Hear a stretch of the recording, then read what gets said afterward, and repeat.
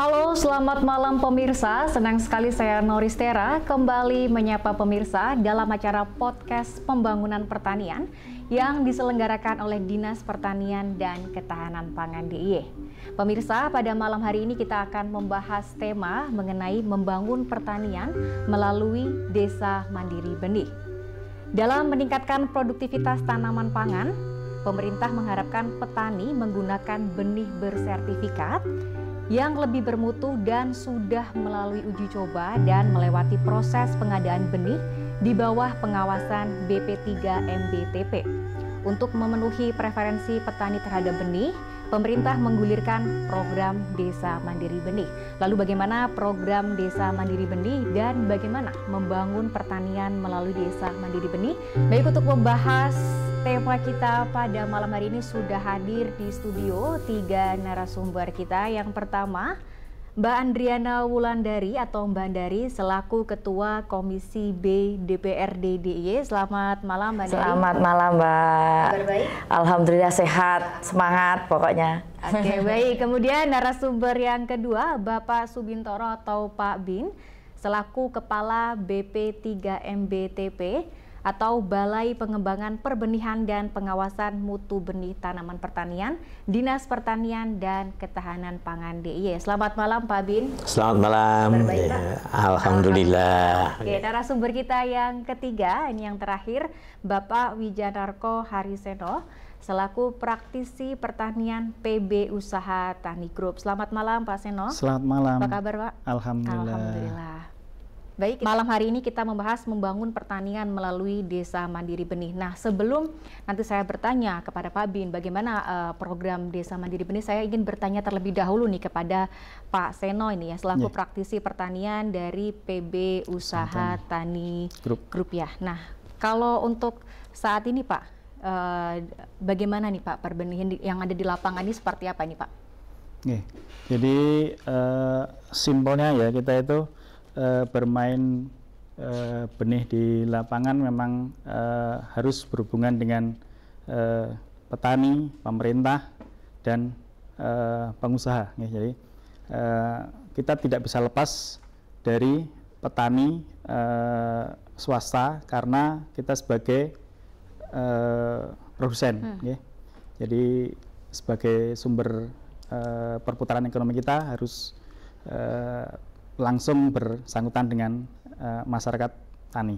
Kemudian secara regulasi kita berkaitan dengan kedinasan. Jadi benih itu harus diedarkan, harus bersertifikat. Jadi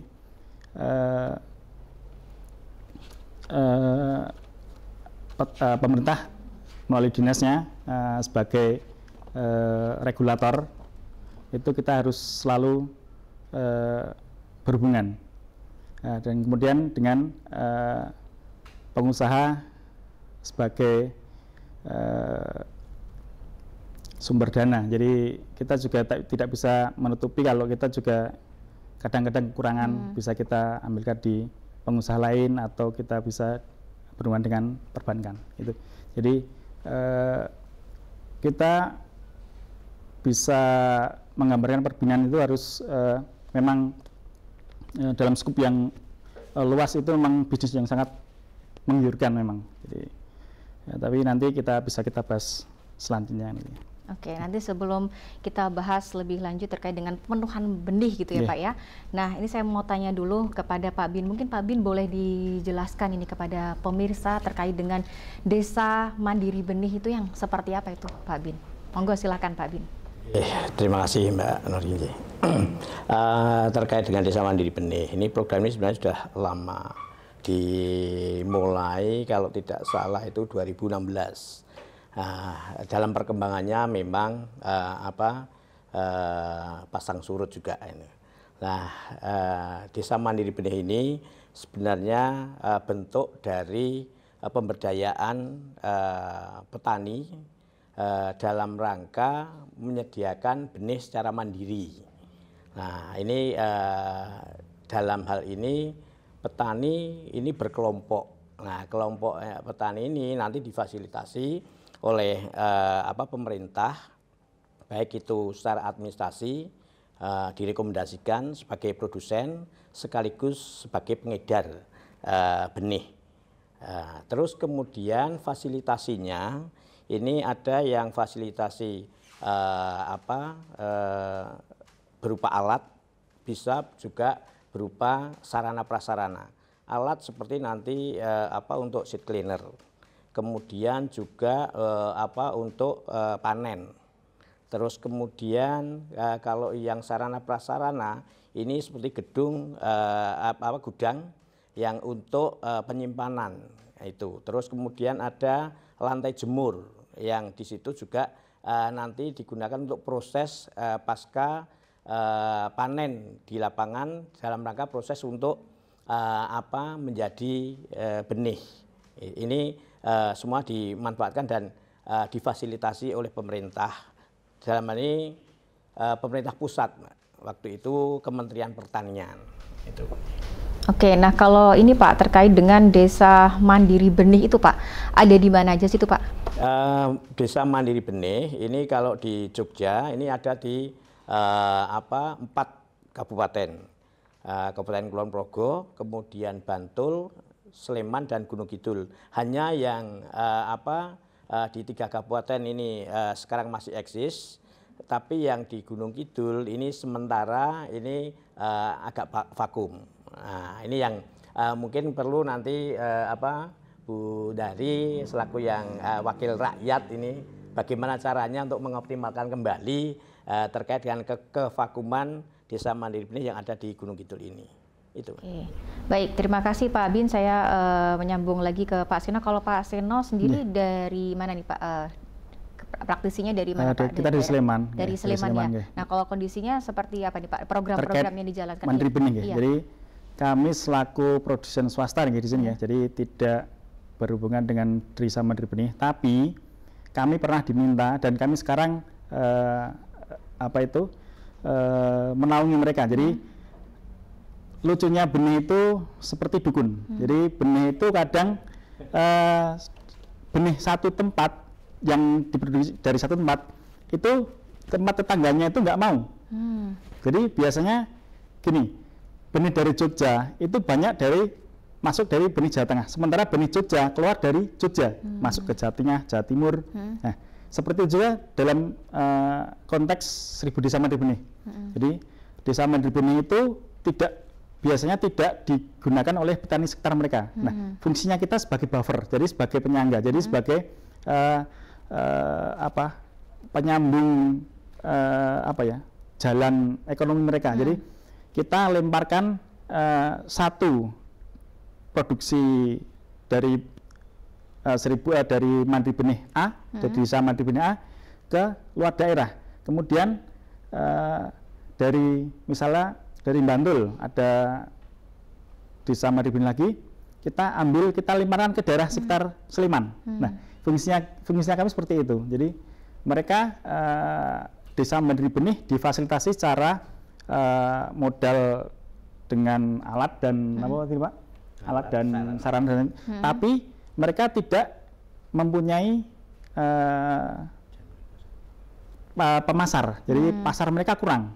Jadi fungsinya kami sebagai pemasar dari beberapa Desa Mandiri Benih tersebut. Artinya sebagai memasarkan kemana itu Pak pemasarannya nanti? Jadi ke tempat yang membutuhkan. Jadi kita kan jaringan kita lebih luas. Kita kan ke toko-toko, ke sales-sales kita lebih luas. Jadi kita ambil yang mereka tidak bisa menjual, kita jualkan. Misalnya stok mereka, karena gudang mereka kan sekitar berapa? 100 meter mungkin Pak ya. Sekitar 100 meter itu misalnya hanya untuk menyimpan benih 10 ton sudah penuh. Nah, biasanya kalau mereka overproduksi, mereka langsung, Mas tolong ini disimpankan dulu. Kita beli, kita simpan dulu, nanti sewaktu, karena benih itu tidak bisa sekarang produksi, sekarang dijual, nggak bisa. Harus ada masa simpan, dan itu masa dormansi, kemudian ada menunggu musim selanjutnya, itu panjang prosesnya. Jadi itulah peluang-peluang nilai marginnya di situ. Oke, baik, terima kasih Pak Seno. Saya mau bertanya ke Mbak Dari. Mbak Dari, kalau Mbak Dari melihat ini apa yang dilakukan oleh Pak Seno dan juga para petani yang lainnya terkait dengan Desa Mandiri Benih ini bagaimana nih?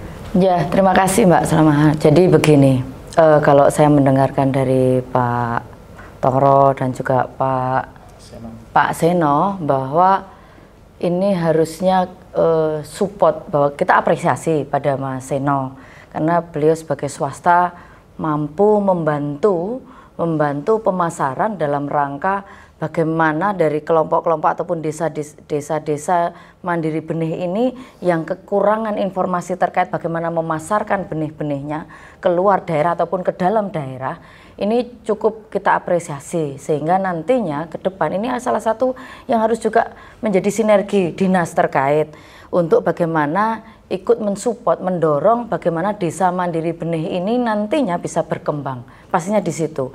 Yang jelas bahwa Desa Mandiri Benih ini cukup dibutuhkan oleh warga masyarakat dilihat fenomena yang ada bahwa ketahanan pangan masyarakat itu dibutuhkan. Para petani juga butuh untuk bagaimana mengkonsumsi ataupun mencari benih yang memang benar-benar benih yang berkualitas dan benar-benar benih yang bagus kan gitu. Biasanya kan dulu karena saya juga anak petani Mbak, jadi saya tuh anak petani tulen, jadi saya tahu kapan sih ada benih benih subsidi dari pemerintah, dari pusat dengan harga yang murah, terus kadang ditanam tapi ternyata hasilnya tidak bagus, ataupun ada yang suatu saat ditanam ternyata bagus. Lah ini kan harus memang benar-benar melewati beberapa tahapan-tahapan yang memang pemerintah ataupun negara harus hadir ini melalui dinas terkait, sehingga para petani yang ingin menanam padinya entah itu mereknya apa, jenisnya apa, seperti apa, ini harus benar-benar dinas ini ataupun dinas terkait ataupun lembaga-lembaga terkait ini menjaga kualitas dan baiknya benih-benih yang harus ditanam oleh para petani di daerah Semarang Jakarta, sehingga pastinya kami support bagaimana dinas ini benar-benar melihat, menyeleksi dan juga tidak hanya asal kebutuhannya banyak, asal ada benih yang ditawarkan oleh pihak 1, 2, 3 dan segala macam murah akhirnya, tapi harus melalui sebuah seleksi yang memang benar-benar disiplin, sehingga nantinya petani tidak merasa kecewa. Karena apa? Apapun yang ditanam mereka pastinya petani itu sudah secara mandiri itu mereka punya biaya sendiri, pacul ya dhek dhewe, sawah ya dhek dhewe. Kalau mau nanam piye carane ngilekke banyu ya dengan dirinya sendiri tanpa ada bantuan dari mana. Lah kok ini masalah subsidi benih ataupun benih-benih ataupun yang disediakan ataupun misal pun harus beli, yang harus dibeli pun harus benar-benar negara harus tahu benih apa yang dijual di masyarakat, benih seperti apa yang unggul, benih seperti apa yang baik, sehingga para petani ini yang semuanya bermodal mandiri ini tidak kecewa nantinya ke depan. Loh, ternyata benihnya sudah beli mahal, ternyata setelah ditanam ataupun setelah disemai itu ternyata tidak bagus hasilnya. Nah ini kan akhirnya membuat sakit hatinya loro banget lah. Apalagi nanti kalau sudah ditanam itu sakitnya di sini Pak. Karena saya tahu betul gitu loh. Saya tahu betul bagaimana saya melu menyemai, bagaimana membuat sejak pagi, dini hari, bagaimana para petani ini menyiapkan lahan untuk pembenihan, setelah pembenihan penanaman dan segala macam, itu kan membutuhkan sesuatu hal yang memang dibutuhkan. Nah disinilah negara harus hadir, harus bagaimana menyiapkan atau menyeleksi benih-benih ini benar-benar yang memang punya kapasitas ataupun kualitas yang bagus, sehingga nantinya para petani tidak kecewa terhadap benih-benih yang akan ditanam oleh mereka di daerah Semarang Jakarta khususnya. Oke, baik, terima kasih Mbak. Dari nanti kita sambung lagi. Saya mau bertanya ke Pak Bin. Nah, Pak Bin nih Pak, kira-kira kebijakannya seperti apa nih Pak untuk mendorong peningkatan kualitas dan kuantitas benih yang ada di DIY ini seperti apa nih Pak? Mungkin sebelum ke itu saya nambah dulu yang dari Pak Seno tadi. Jadi memang pada prinsipnya Desa Mandiri Benih ini untuk memenuhi kebutuhan benih setempat. Hanya karena tadi Pak Seno sudah bilang kalau benih itu harus perlu masa dorman, perlu tata waktu untuk tanam kembali. Ya ini kadang petani enggak apa ya, nek bahasa Jawa ini rasronto. Itu. Nah, ini pengen jual kan gitu. Lah ketika dijual ini tadi kalau belinya tadi untuk sebagai perantara untuk menjualkan ke daerah yang membutuhkan. Nah, sehingga mungkin yang benih untuk in situ ini akhirnya tidak terjadi. Akhirnya tetap kita membawa dari daerah lain. Apalagi tadi salah satunya petani itu pengennya ora sik ditanam di sekitare. Nah, ini yang kemarin juga jadi permasalahan di kami. Tapi apapun itu yang penting petani berusaha benih itu terjual laku, terus kemudian dapat profit dari itu. Nah, ini menurut kami seperti itu, Mbak. Itu satu. Yang kedua, kalau kebijakan tadi, kebijakan kita untuk benih berkualitas ini kita sudah beberapa kali ini kita melalui pembinaan. Pembinaan ini bisa pembinaan administrasi, bisa pembinaan teknis. Pembinaan administrasi contohnya ini kalau produsen benih ini kita bimbing untuk menjadi produsen yang mandiri, produsen yang berkualitas. Nah, ini dengan mengajukan istilahnya perizinan atau rekomendasi untuk menjadi produsen benih, sekaligus kalau memang mau jadi pengedar benih ini juga ada rekomendasi pengedaran benih. Ini yang administrasi. Kalau secara teknis kita ada di BP3M BTP ini ada petugas pengawas benih PBT. Nah, ini fungsinya ini untuk membina petani di tingkat lapangan. Nah, ini Pak Seno ini kalau mau memproduksi benih ini harus melaporkan, minta permohonan untuk di saat persiapan harus dicek lokasinya sudah pas atau belum gitu ya Pak Seno ya. Nah, itu. Terus kemudian berikutnya itu nanti ada pemeriksaan lapang. Pemeriksaan lapangan ini ada ada fase-fase atau tahapan. Ada fase vegetatif, ada fase generatifnya. Nah, itu. Terus kemudian masa waktu mau dipanen. Nah, ini itu juga ada pemeriksaan lapangan juga. Ini yang diperiksa nanti alatnya. Terus kemudian lapangannya. Ini tanamannya apakah ini perlu ada tindakan atau enggak? Seperti rogwing. Nah, ini yang dilakukan oleh kami. Sehingga nanti benih yang dihasilkan Pak Seno ini sudah memang layak untuk menjadi benih yang tadi diminta Ibu Dari. Ini benih yang bersertifikat, yang bermutu atau yang berkualitas. Nah, itulah. Itu pun di lapangan. Kemudian di lab itu juga kita menyediakan aset yang untuk memeriksa baik buruknya atau kualitas benih tersebut. Itu ada lab kami itu ada untuk pengecekan misalnya kadar air, terus kemudian daya tumbuh, daya kecambah. Nah, ini juga ada di kami. Nah, ini Pak Seno ini kalau nanti menjual benih yang belum bersertifikat, belum dicek secara laboratorium, terus kemudian tidak punya sertifikat, nah ini akan tidak laku. Maka di kami nanti setelah dicek laboratorium, nanti ada sertifikat. Nah, sertifikat ini nanti akan muncul label. Nah, label ini nanti akan memberikan keterangan-keterangan penjelasan di situ bahwa benih ini daya tumbuhnya sekian, varietas ini, nah, ada di situ. Nah, ini yang harapan kami dengan adanya sertifikat, ada label, benih yang diedarkan Pak Seno ini tidak abal-abal, artinya benih yang memang berkualitas dan bermutu tinggi. Itu, Mbak. Nah, kalau terkait dengan kualitas benih yang beredar saat ini, Pak, itu sudah terjamin belum, Pak, mutu dan kualitasnya itu, Pak? Insya Allah sudah.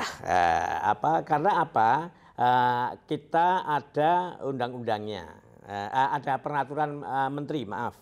Ada peraturan menteri nomor 12 tahun 2018 yang mengatur tentang produksi, kemudian sertifikasi, kemudian pengawasan peredaran benih.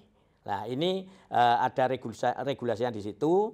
Nah, terus kemudian ini sebagai dasar kami untuk menggunakan tadi pemeriksaan lapangan maupun pemeriksaan yang ada di laboratorium.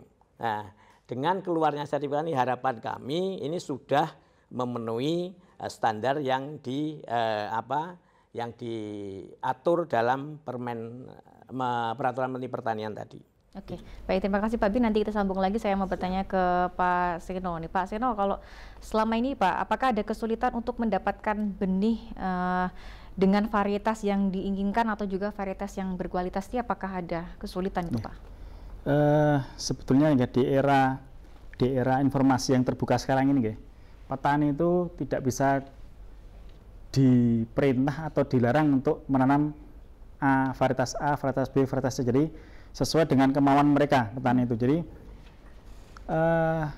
tapi itu kan sering dimanfaatkan beberapa pihak. Kalau secara pemenuhan, insya Allah nggak ada kendala karena secara teknis maupun non teknis kendala itu bisa dilalui. Jadi kendala di lapangan itu sebenarnya bisa kendalanya nggak terlalu banyak. Cuman kan di era seperti ini kan era informasi yang YouTube itu kan sangat terbuka sekali. Jadi petani itu banyak yang menggunakan misalnya benih-benih yang seperti Pak Bin tadi bilang abal-abal gitu ya. Jadi misalnya ini kita sudah dari Balai Benih Subang, Balai Benih Padi di Subang, Sukamandi itu sudah menyediakan berbagai varietas dengan penelitian yang panjang ya. Tapi kadang-kadang petani itu diberi pemahaman yang kurang bagus, artinya diberi pemahaman yang tidak melalui penelitian dari YouTube itu atau meng-share video bagus itu kan sekarang ya. Jadi itu yang menyebabkan kita di lapangan itu sering salah, jadi salah memahami, salah tingkah gitu ya. Jadi misalnya ada pertanyaan gini, Pak, kita butuh benih Cakrabuana 04. Kita kan bingung, Cakrabuana itu ya hanya satu yang diproduksi melalui dari mendapatkan benih itu dari Sukamandi, BPI Sukamandi, kemudian kita daftarkan melalui dinas tempat untuk perpanjangan untuk perizinan label. Kok ada petani yang menambahin 04-nya ada, itu kan kita bingung juga. Itu ternyata kita telusuri, ini loh di YouTube ini ada. Jadi di YouTube itu kan tidak dengan melalui penelitian dan uji multilokasi. Jadi karena proses menelurkan satu varietas itu panjang. Jadi mereka para peneliti itu butuh uji multilokasi, ketahanan terhadap hama, ketahanan terhadap musim gitu ya. Jadi panjang. Kalau kemudian petani itu kan memang inovasi mereka kadang lebih liar daripada gitu. Mereka alhamdulillah dengan beberapa kerjasama dengan kami, bahkan kami selain dari daerah istimewa Yogyakarta, kita diminta juga dari Jawa Tengah untuk membina beberapa desa mandiri benih mereka. Jadi seperti Boyolali, seperti dia juga kita juga diminta untuk istilahnya membina dan memasarkan. Jadi seperti itu. Oke, baik, terima kasih. Oke, baik, terima kasih Pak Seno. Saya mau bertanya ke Mbak Dari nih, Mbak.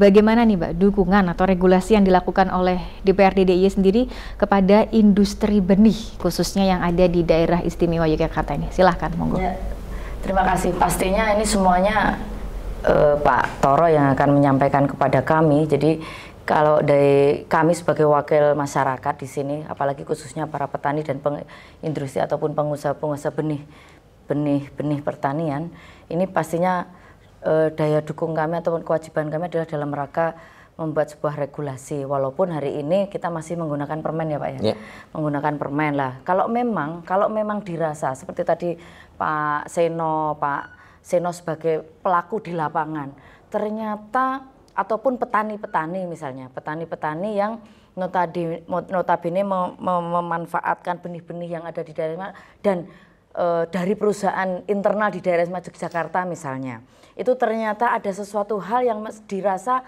kok ini merasa nggak nyaman, nggak mengenakan, atau ada hal-hal yang istilahnya kok sudah membeli, misalnya contoh, misalnya di perusahaan A misalnya membeli benih dari situ, dari Desa Mandiri Benih di situ, tetapi ternyata dalam perlindungan payung hukum terhadap nanti kalau terjadi tidak sesuai yang di label atau tidak sesuai apa yang disampaikan, ini terus petani kemana?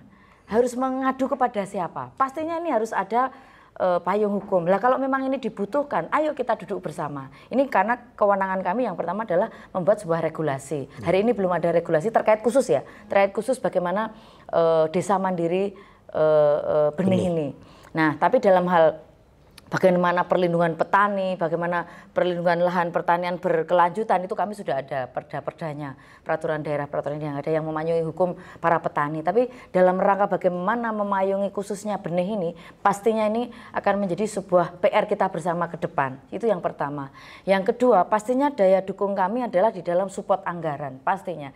Ketika memang dirasa tadi disampaikan, kalau Pak Seno bilang nggak butuh apa-apa, ya sudah, berarti kami diam saja, ya kan? Ya kan? Ya kan? Oh, tidak ada kendala. Loh, ternyata tidak butuh support sarana prasarana, tidak dibutuhkan bahwa pemerintah harus hadir di mana, atau pemerintah harus hadir di sana. Oh, daya dukung dana anggaran untuk bagaimana, oh kami harus butuh modal ini Bundari. Oh, ini harus butuh modal alat. Oh, ini butuh modal uang, apa istilahnya, anggaran yang memang diperlukan untuk bagaimana pengembangan bagaimana produsen-produsen benih ini memang membutuhkan itu. Ya ayo mari kita kalau memang tidak ada keluhan, ya bagaimana kita akan menganggarkan. Ketika Pak Toro ini, Mbak Ndari ini tidak pernah menyampaikan bahwa ada kendala di dalam penyiapan benih di daerah Semarang Yogyakarta khususnya misalnya, itu tidak ada penyampaian, ya pasti kami tidak akan dok anggaran lah, ibaratnya kan gitu, tidak akan buat regulasi. Tapi ketika saya tadi sedikit aja tergelitik saya ketika lah ini PR kita besar loh. Karena apa? Penyediaan Desa Mandiri Benih ini beda ya, Desa Mandiri Benih ini betul-betul dibutuhkan. Bagaimana kualitasnya, mutunya. Ini butuh pendampingan. Butuh pendampingan itu pastinya ada anggaran yang harus nututi kan, ada di sampingnya. Oh, bagaimana pengawalan, pendampingan, bagaimana dinas ini mengawal para petani yang menyiapkan benih-benih, menyiapkan ataupun menyiapkan Desa Mandiri, support di mana toh? Di kami, karena pastinya tadi disampaikan, iya, di kami adalah di kebijakan paling utama di dalam regulasi dan anggaran. Masalah program kegiatan dan apa yang menjadi kendala ya di teman-teman di petani di lapangan, pastinya. Tapi karena ketika kita bicara masalah pertanian, masih banyak PR yang kita harus selesaikan. Salah satunya juga itu tadi masalah benih sudah ada, mutunya sudah bagus, tapi jalannya banyu nggak ano banyune ya PR benih. Ini juga menjadi PR kita bersama. Jadi ini harus berkesinambungan, tidak hanya bisa dilakukan ataupun diselesaikan oleh Pak Toro sendiri Dinas Pertanian, tapi bagaimana berkolaborasi, bersinergi dengan dinas yang lain dan juga warga masyarakat. Oh, ini bagian pembenihan, oh ini bagian pupuk, oh ini bagian bagaimana saluran irigasinya harus sampai kepada para petani. Oh, setelah ini bagaimana pupuknya, oh bagaimana pendampingan pada poktan, bagaimana pendampingan Desa Mandiri Benihnya, seperti apa, kekurangan di mana. Nah, ini harus ada sinergi, harus ada duduk di dalam sebuah ruangan, duduk dalam bagaimana semuanya ini. Karena apa? Maaf Mbak, maaf Pak Seno dan Pak Toro, bahwa petani hari ini masih banyak PR yang mereka keluhkan. Ketika kami ada di tengah-tengah mereka, pastinya banyak keluhan. Di benih larang, tidak disediakan. Ternyata sebenarnya kalau ini disiapkan, harusnya sudah tahu, oh masa tanam pertama, masa tanam kedua, masa tanam harus disiapkan benih dari mana, seperti apa. Terus masa tanam ini harus, iya, hari ini memang sangat vulgar di dalam media sosial misalnya. Nah, ini kan butuh pemahaman sosialisasi kepada para petani. Ketika sosialisasi, pastinya Pak Toro, Mbak Ndari, butuh sosialisasi beberapa paket untuk ketemu dengan para petani agar bagaimana para petani sadar bahwa benih yang baik itu seperti apa dan harus mengambil dari mana, seperti apa. Ini kan memang harus ada sebuah sinergi bersama antara DPRD dengan Pemda, dalam hari ini Dinas Pertanian. Gitu, Mbak. Baik, terima kasih Mbak Dari. Tadi Pak Seno mengatakan menarik nih. Bagaimana nih Pak? Pancingannya umpannya ini, wah ini ikan yang sangat sangat bagi kami kue yang bisa dilahap teman-teman ini. Jadi kalau kami boleh mengutarakan keluh kesah kami, kalau boleh ya. Jadi memang benih itu panjang, Bu. Benih itu panjang dan butuh tentunya modal yang ekstra ya. Jadi bukan seperti konsumsi biasa. Untuk tanaman konsumsi yang harus bisa langsung dipanen, kemudian kering, kemudian digiling jadi beras dan bisa dikonsumsi. Nah, benih itu memerlukan masa simpan yang panjang untuk menerapkan untuk menuju titik tanam yang kita harapkan benar-benar pas. Jadi ada beberapa faktor yang kita akan utarakan. Jadi 1 tenaga kerja, 2 gudang, ketiga permodalan. Jadi faktor ini ya semua masuk modal nih. Jadi tapi ada tenaga kerja ini juga penting juga. Jadi tenaga kerja ini sekarang untuk pertanian itu semakin berkurang. 1 itu masalah yang agak ini. Tapi dengan perkembangan teknologi kita bisa mensiasatinya. Jadi misalnya kita panen dulu kita butuh orang banyak, sekarang kita ada kombi. Kemudian penjemuran, dulu kita butuh orang banyak untuk menjemur misalnya 10 ton kita butuh 10 orang. Sekarang kita ada inovasi-inovasi. 1 dengan misalnya bin dryer, kemudian dinas juga sudah mengeluarkan beberapa unit UV, alat lantai jemur dengan UV seperti yang kami gunakan.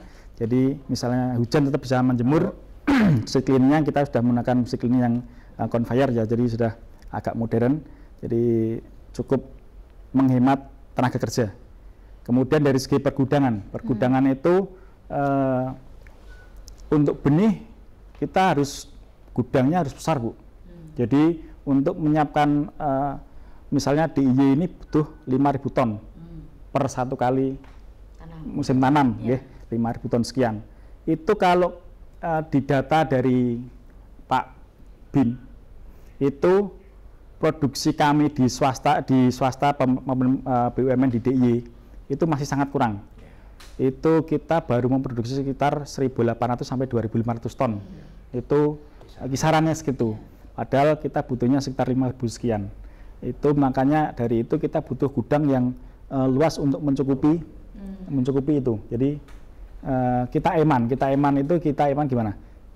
Setiap tahun mesti benih mesti dari luar, dari Jawa Timur, Jawa Tengah kita eman. Kemudian dari segi permodalan untuk menyetok, misalnya seperti kami menyetok 100 ton per musim itu dibutuhkan 1, sekian M. Itu baru 100 ton. Padahal kita butuhnya 5.000 ton, ya. Dari beberapa di antara kami itu baru mencukupi 1.800 sekian ton, Bu. Jadi sangat besar peluang untuk kita kembangkan untuk di DIY ini. Jadi nah, kalau boleh misalnya ada regulasi-regulasi, misalnya kami ini yang kami butuhkan dari sekian banyak faktor-faktor tadi, memang modal itu jadi kendala utama. Jadi misalnya teman-teman mau pinjam di bank, itu dengan kita tidak bicara artinya dengan secara syarat ya. Jadi kita bicara dengan permodalan. Modalan itu kita berapa sekarang modal 1, sekian ya, atau sekitar 14% per tahun lah. Itu modal yang reguler. Nah, dulu pernah pemerintah itu mengeluarkan subsidi, jadi menjadi sekitar lebih dari kurva 3% per tahun. Dulu pernah, saya ingat dulu. Tapi kita memang tidak memanfaatkan. Jadi teman-teman ada banyak yang memanfaatkan. Kemudian ada support dari BUMN seperti dari Petro, dari Petro kalau nggak salah itu juga 3%. Cuman dengan persyaratan yang berbelit-belit. Nah, kita harapkan di sini, karena kita dulu pernah sebelum Pak Bintoro itu memegang dulu masih BPSB, itu kita dipertemukan kepalanya dulu Pak siapa agak lupa saya, itu kita dipertemukan dengan pihak perbankan. Nah, walaupun tidak sesuai dengan tupoksinya, tapi kita cukup terbantu dipertemukan dengan Bank Indonesia menyampaikan keluh kesah kita mengenai terkait dengan permodalan. Jadi itu monggo nanti dipikirkan panjenengan, yang penting kita sudah berusaha untuk semampu kita untuk berjalan sesuai dengan koridor-koridor yang jadi itu yang beberapa yang masalah-masalah yang ada di kami ya.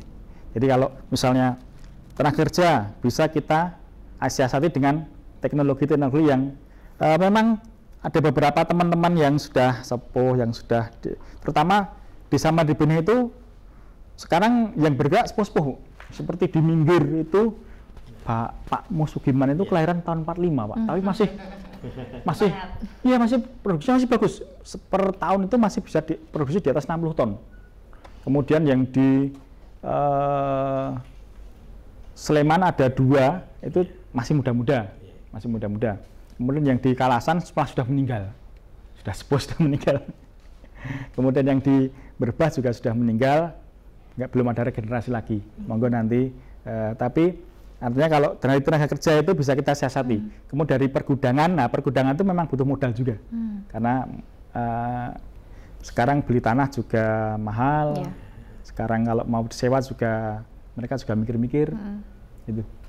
Kemudian dari untuk stok tadi, untuk gudang stok benih tadi. Oke, baik. Terima kasih Pak Seno. Mungkin dari Pak Bin mau menambahkan terlebih dahulu. Silahkan Pak Bin. Pada prinsipnya ini kan untuk yang Mandiri Benih ini terkait dengan tadi kebutuhan anggaran dan sebagainya. Ini sebenarnya dari awal kita juga sudah menyampaikan. Hanya kan dari sisi keterbatasan anggaran ini kan juga ada kendala. Pak Seno tadi udah ngendiko, wah butuhnya kayak banget yang ini modal ini. Nah, ini yang yang perlu mungkin nanti Bu Ndari bisa ini mengakomodir kalau misalnya toh itu nanti kita sampaikan. Yang pada prinsipnya satu Pak Seno, yang ini jadi kendala juga besar, ini regenerasi, merubah mindset. Orang itu kalau sudah di pertanian kan image-nya sudah kotor kan gitu. Padahal tanya Pak Seno mah berdasi itu. Yang kotor kan yang ini yang dari sisi mindset SDM-nya ini yang perlu dirubah memang.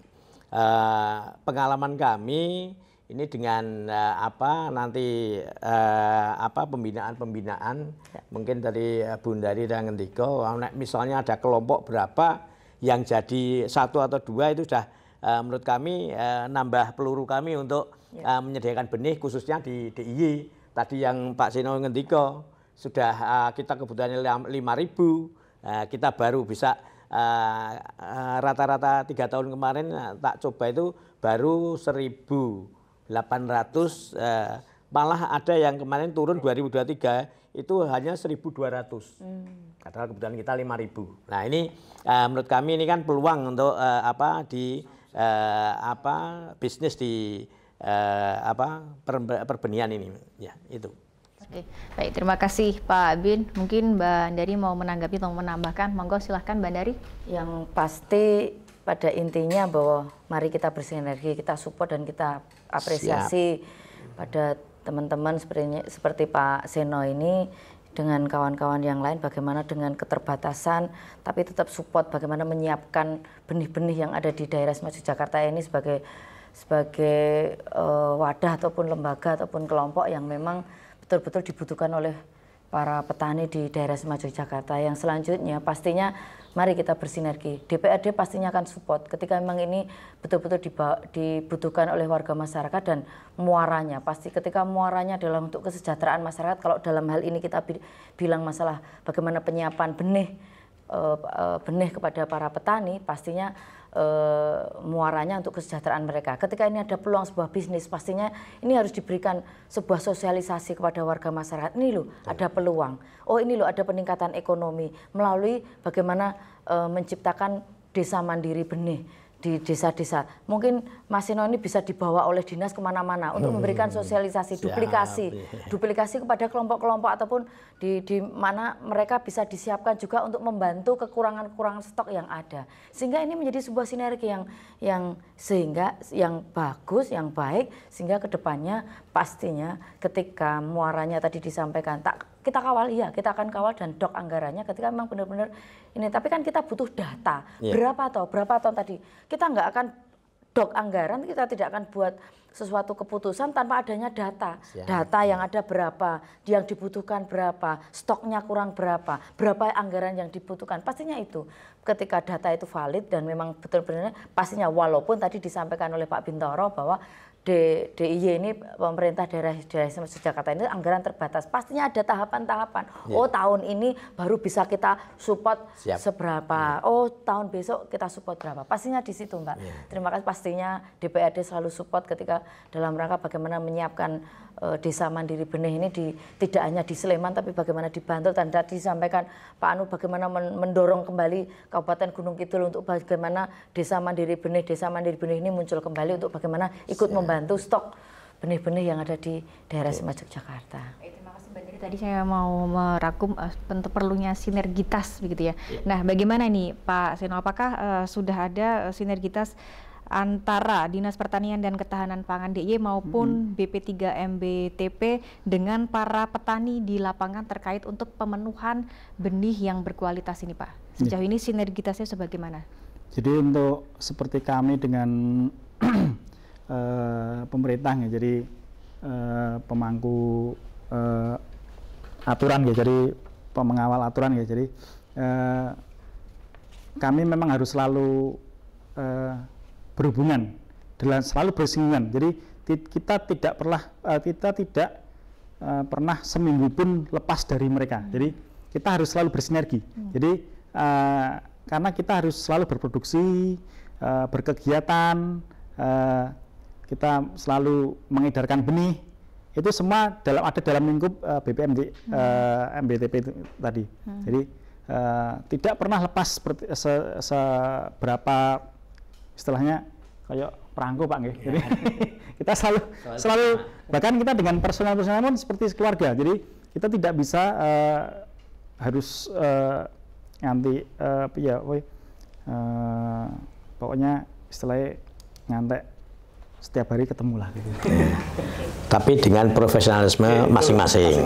Karena PBT ini kan dia punya integritas, dia mengawasi. Ketika bareng bukan dalam konteks yang jelek, Bu. Tapi bareng dalam arti untuk menyediakan benih yang bagus kan itu. Intinya itu. Oke. Nah, Pak Bin terkait dengan program Desa Mandiri Benih nih Pak ya, apa saja sih Pak upaya yang sudah dilakukan oleh BP3 MBTP sejauh ini seperti apa Pak? Kalau yang di Desa Mandiri Benih ini kita ini sebenarnya kalau secara umum kita itu ada satu penataan kelembagaan di perbenihan, baik itu di tingkat kalau kemarin dari pusat itu ada tingkat pusat, daerah, dan kelembagaannya ke petani tadi, yang kelompok tani tadi, itu satu. Yang kedua ini kita melindungi sumber daya genetis yang bisa dimanfaatkan. Kalau tadi Pak Seno itu bilang ada kekurangan varietas-varietas yang mungkin sudah tahan terhadap hama penyakit atau cekaman kondisi lingkungan. Nah, ini sumber daya genetis ini baik lokal maupun yang nasional ini perlu kita lindungi. Yang ketiga ini memang perlu ada pemulia tanaman, artinya yang bersedia menciptakan varietas-varietas baru yang di situ lebih unggul daripada yang sekarang ada. Ini kita coba kemarin di Gebyar Perbenihan di 2023 kita mendisplay 60 varietas tanaman padi. Nah, ini yang ternyata ini juga hasilnya juga tidak mengecewakan.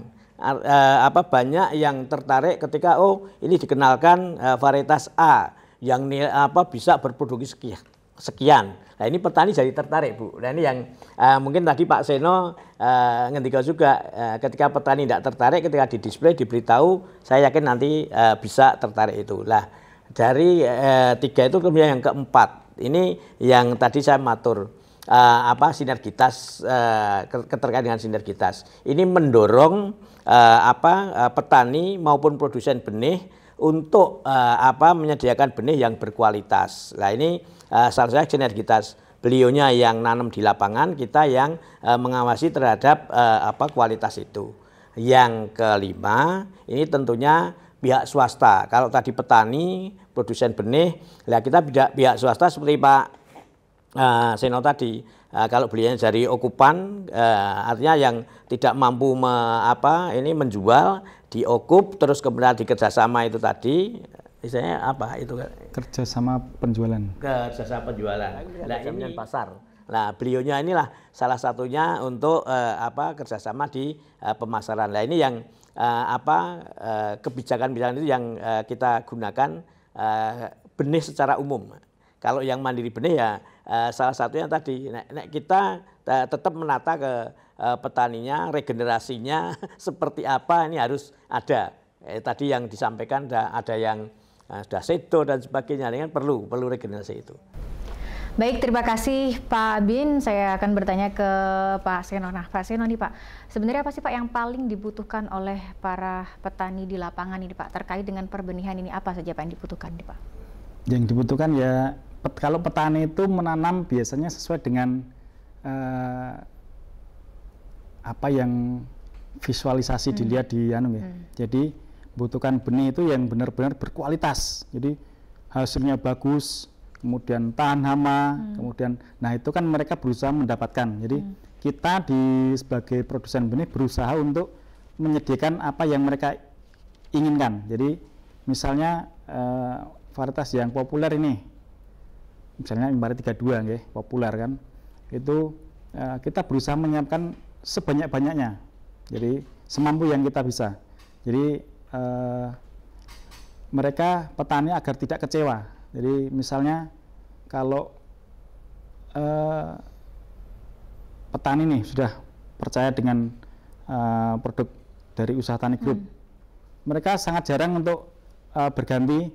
Misalnya nggak ada Impari 32, maka diganti dengan misalnya ada Impari 42 yang produksi dari Usaha Tani Group, tidak berganti dari misalnya cari produsen lain lah yang biasanya kayak gitu. Jadi karena mereka sudah percaya, karena di DIY ini rata-rata sudah dipercaya oleh teman-teman di luar DIY sendiri atau di DIY di dalam daerah. Jadi biasanya produksi yang dari daerah DIY itu dipercaya lebih bagus.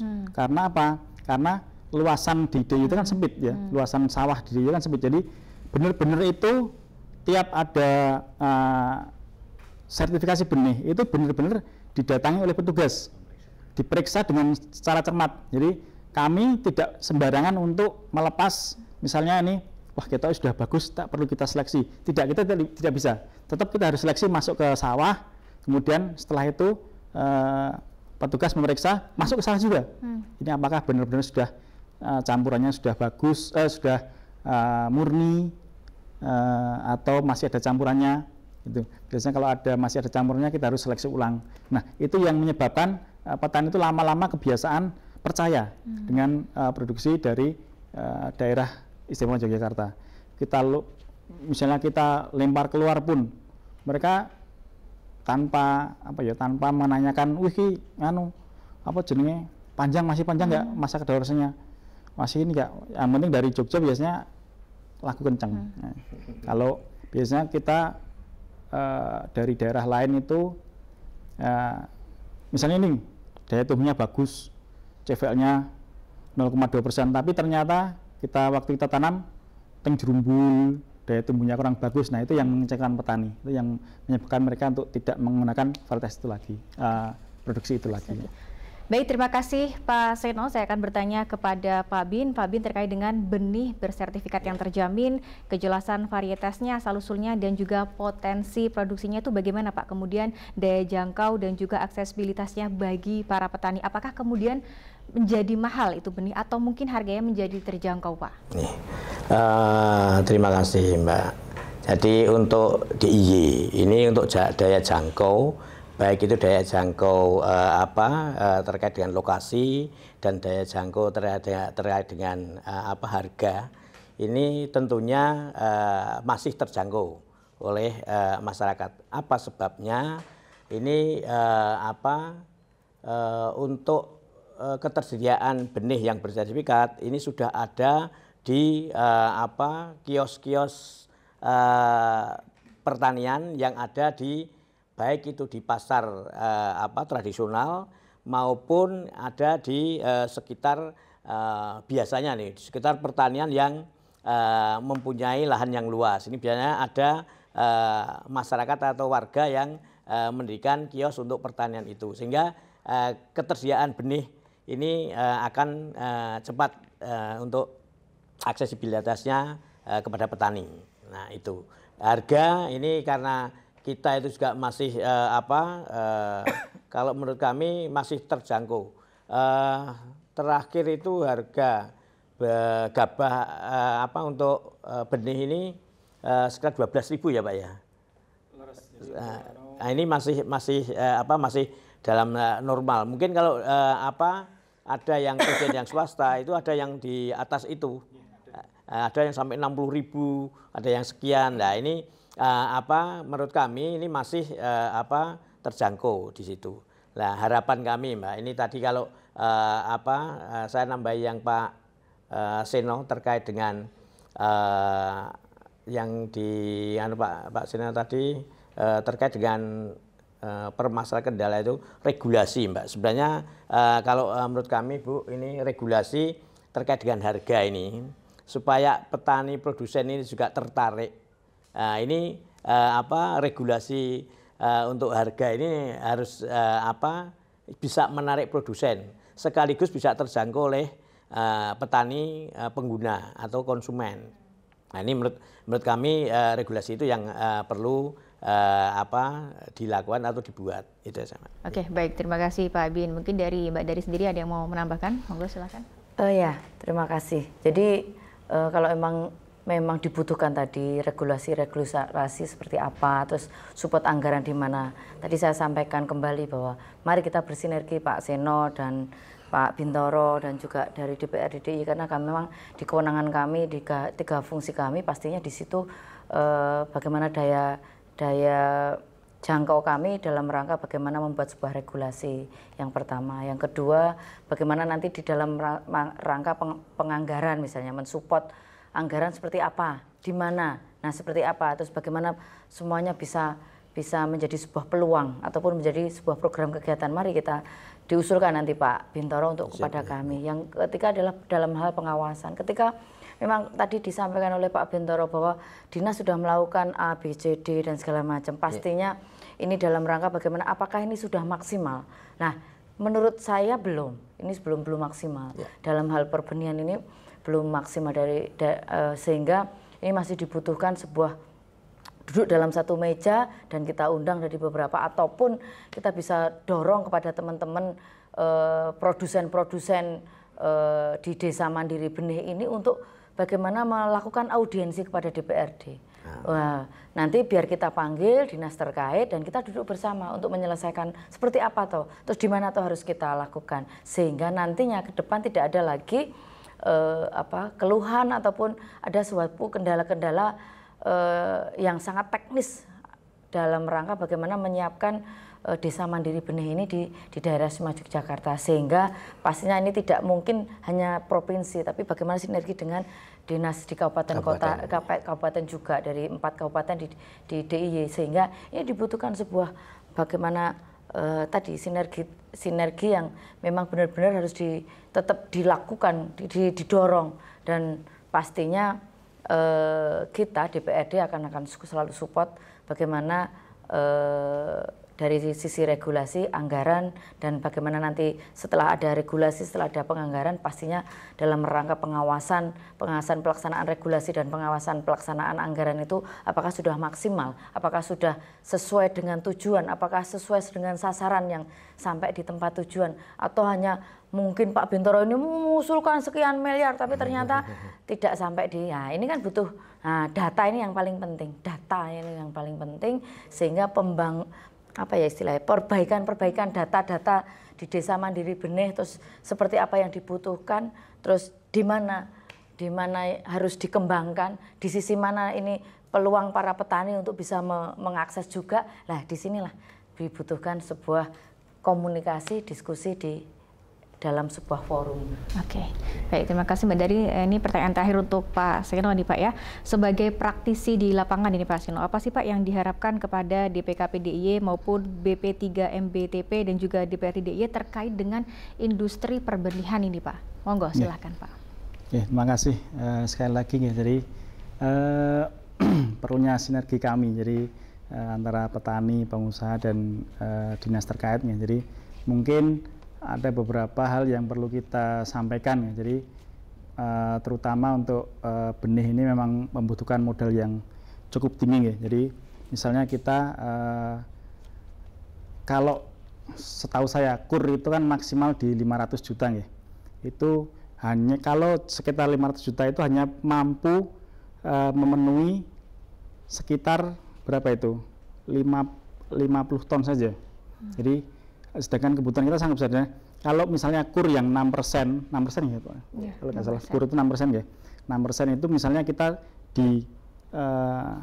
perluas lagi jangkauannya, misalnya sampai berapa, atau ada program-program seperti LUAP tadi yang dulu pernah bergulir ya. Itu tapi sayang memang LUAP itu tidak sampai ke produsen ya. Jadi LUAP itu hanya ke konsumsi umum ya. Jadi untuk yang beras konsumsi, tapi kalau yang produsen kita ya nggak dapat LUAP. Jadi LUAP itu malah hanya ada subsidi sekitar 3% dari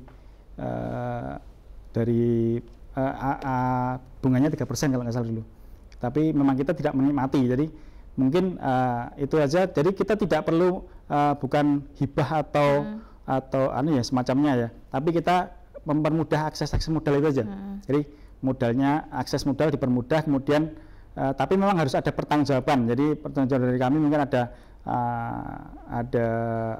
mungkin ada pengawalan atau sejenisnya, kita juga nggak tahu nih. Jadi mungkin itu yang sangat kita butuhkan ya. Jadi kemudian dari sisi modal lunak itu aja. Jadi itu yang kita harapkan dari pemerintah. Oke, baik, terima kasih Pak Seno. Ini pertanyaan terakhir untuk Pak Bin ini Pak ya, terkait dengan rancangan upaya dari BP3 MBPTP ke depan gitu Pak. Bagaimana nih Pak tujuan dan juga pemenuhan kebutuhan benih bersertifikat di lingkungan pertanian di DIY ini ke depannya akan seperti apa itu Pak rancangannya Pak? Nah, kalau di rancangan kami ini jelas karena tujuan perbenihan ini adalah untuk menyediakan benih yang dibutuhkan oleh masyarakat dan bermutu, berkualitas. Tentunya ini kita tetap ini akan merencanakan untuk kegiatan-kegiatan yang saling support tadi, yang terkait dengan sinergitas dengan teman-teman di Desa Mandiri Benih yang diketuai Bu Dari dan teman-teman produsen atau pihak swasta yang atau stakeholder terkait untuk bisa bekerja sama itu. Kemudian yang berikutnya untuk meningkatkan ketersediaan benih ini juga nanti kita coba menumbuhkan produsen-produsen baru. Sebenarnya kita ada sekitar 150-an produsen. Hanya yang aktif itu tinggal separuhnya, sekitar 60 sampai 75. Nah, ini yang mungkin tadi Ibu yang saya matur karena regenerasi untuk bidang pertanian ini kalau untuk SDM-nya itu agak sulit, sehingga ketika ditanya berapa produsen benihnya sekian, yang terdaftar di rekomendasi kami itu.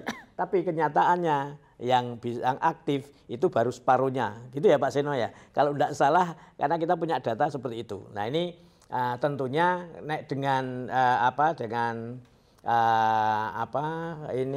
pembinaan yang continue, terus kemudian bisa mengembangkan perbenihan dengan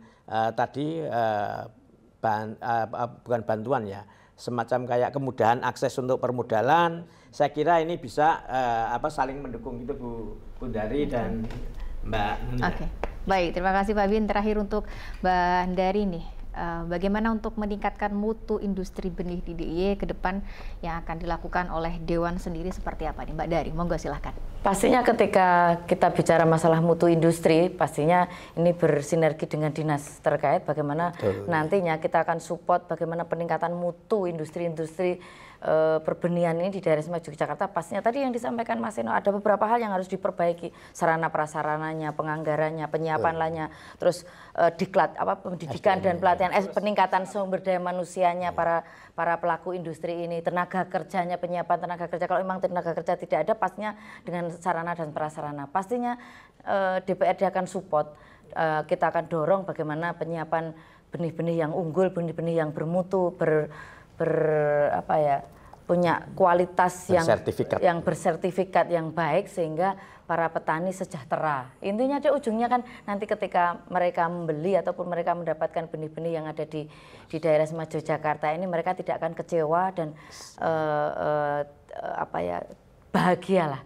Para petani bahagia, maka masyarakat juga bahagia. Kita bahagia bersama. Oke, baik, terima kasih Mbak Dari, Pak Bin, Pak Seno sudah berbincang pada malam hari ini. Terima kasih sekali, dan terima kasih juga untuk pemirsa yang telah menyaksikan podcast Pembangunan Pertanian yang diselenggarakan oleh Dinas Pertanian dan Ketahanan Pangan DIY.